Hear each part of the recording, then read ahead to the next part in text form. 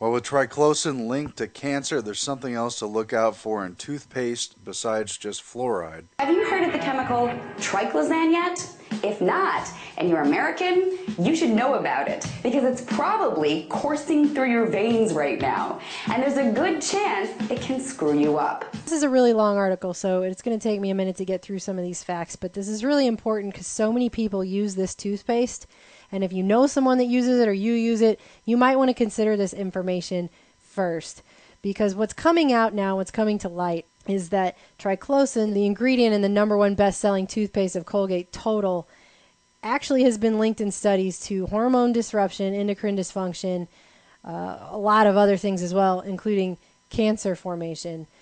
It's been linked to poor sperm quality, infertility, learning disabilities, and memory problems. The FDA withheld all of the toxicology studies on triclosan from public view having to do with Colgate Total's application for approval. They had to be sued in a lawsuit over the Freedom of Information Act for them to release that information. And Bloomberg News hired 3 scientists to look through it. And what they found was, among the pages were studies showing fetal bone malformations in mice and rats. And that Colgate said these findings weren't relevant. But if you look at those findings in the context of what we know scientifically today, those malformations look like a signal that triclosan is disrupting the endocrine system and throwing off hormonal functioning. Which means it messes with hormones that deal with reproduction and brain development. But they kept that from the public. But what are we talking about here? Triclosan is found all over the place. It's in hand soaps, it's in dish detergent, it's in face washes, all kinds of personal care products, and it's in the Colgate Total toothpaste. But what they're actually finding now, and the FDA even says this on their website too, is that there is no evidence that triclosan in antibacterial soaps and body washes provides any benefit over just washing with regular soap and water. And in fact, it can actually lead to bacterial resistance. And that includes staph bacteria that causes staph infections. And also, if you go back to the Environmental Working Group, they say that it's linked to liver and inhalation toxicity and that low levels of triclosan may disrupt the thyroid function and that wastewater treatment doesn't remove all of this chemical, which means it ends up in the lakes, rivers, and in your water. So now you have this issue where the FDA and Colgate are kicking the can back and forth to each other. Colgate is vehemently defending their use of triclosan, the Colgate Total. They have a whole statement here on their website. This is all a lie. It's just a great product and there's nothing wrong with it and we should trust them. And one of the things they cite down here is this Cochrane review.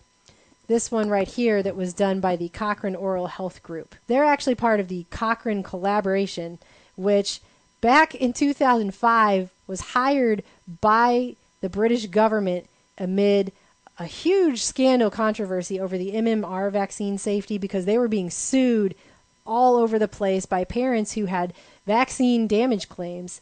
And amid that whole situation, which the British government obviously has substantial financial interest in, they hired the Cochrane collaboration to write a review of the MMR vaccines. And this paper here was written by a lawyer, Clifford Miller. He says the conclusions of the Cochrane MMR review are not supported by and contradict the evidence presented in the review. Having found inadequate evidence of safety in the papers studied, the review's conclusions that the millions of doses of MMR vaccine administered worldwide are safe is not science-based. It is based on the circular assertion without cited evidence that the vaccine is safe because millions of doses have been administered. Which is just an extension of the logical fallacy. Would you jump off a bridge if everyone else did? Colgate says, but we have the Cochrane review. The 2 people who even wrote the Cochrane review for Colgate on this issue have stated that the studies don't cover enough years to allow them to investigate the long-term effects. And that is exactly what people should be concerned with.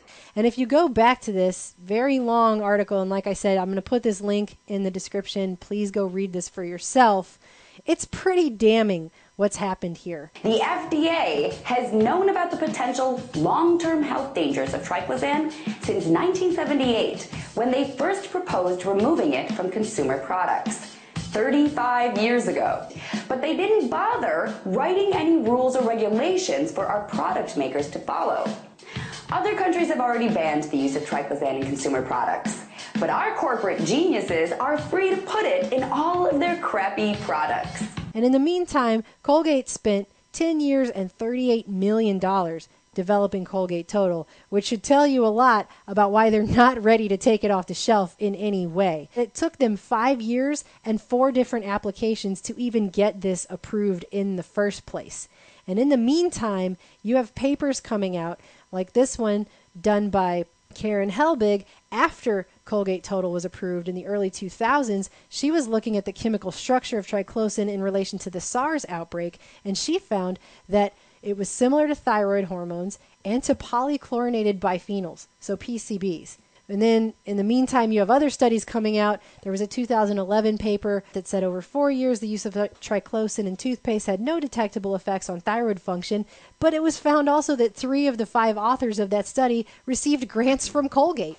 So why would anybody listen to that? I just wrote an article on this yesterday about the effects on the hypothalamus, on the pituitary, adrenal gland. The thyroid's right in that category. All these things that end up being endocrine disruptors are connected to the fact that that part of the brain is not protected through the blood-brain barrier. And so it makes a difference what kind of chemicals we use in our hygiene, the things we eat, and those that surround us, and what we get medically and through other sources. It makes a huge difference. How many of these harmful chemicals are we going to cover where a company is covering their ass instead of the interest of the people, and the regulatory agencies tend to side with the company over the people and won't ban stuff, won't alert the public? I'm getting sick of it. If you go to the FDA's website, what consumers should know about triclosan, one of the things they say here is that animal studies have shown triclosan alters hormone regulation. So the FDA admits that in animal studies, this is altering the hormones. Okay, it says it right there. Then they go on to say, however, data showing effects in animals don't always predict effects in humans. That to me just blows my mind. That the animal studies are what they got this approved with based on that to begin with. Not studies in humans, studies in animals. So how can they then retroactively come back later and say, but animal studies don't always predict effects in humans? So then why do any studies at all? Doesn't make any sense. This is ridiculous. But what we do know is that this is causing all kinds of issues in independent studies that aren't funded directly by Colgate. What you do is you brush your teeth twice a day with this stuff. So it's in toothpaste with a direct line to the bloodstream, and it's in soap where it can be absorbed through the skin. It says here that triclosan is quickly absorbed into the blood. This Helbing said that when these frogs were malformed, that could be seen with doses equivalent to 1/10 of what a person would use. A tenth. So at a tenth of what a person would use in a pea-sized amount, brushing their teeth twice a day, these frogs were malformed. In fact, it's now so pervasive that in biomonitoring tests, residues of triclosan were found in 75% of Americans over 6 years old. It was found in most people's blood, urine, and even breast milk. We live in a country now where 1 in 6 children have developmental disorders, and that number just keeps getting bigger all the time. And stuff like this comes out, and then the company can just do plausible deniability and say, hey, the FDA approved it 17 years ago, so I guess it's fine. You even have the former commissioner of the FDA, David Kessler. The real question is, did Colgate do their job? Because it's the manufacturer's responsibility to assure a product is safe and that relevant information is made public. How can the FDA just continue to let product makers include triclosan as an ingredient, even though they've known it's bad for 35 years? And that's the whole point.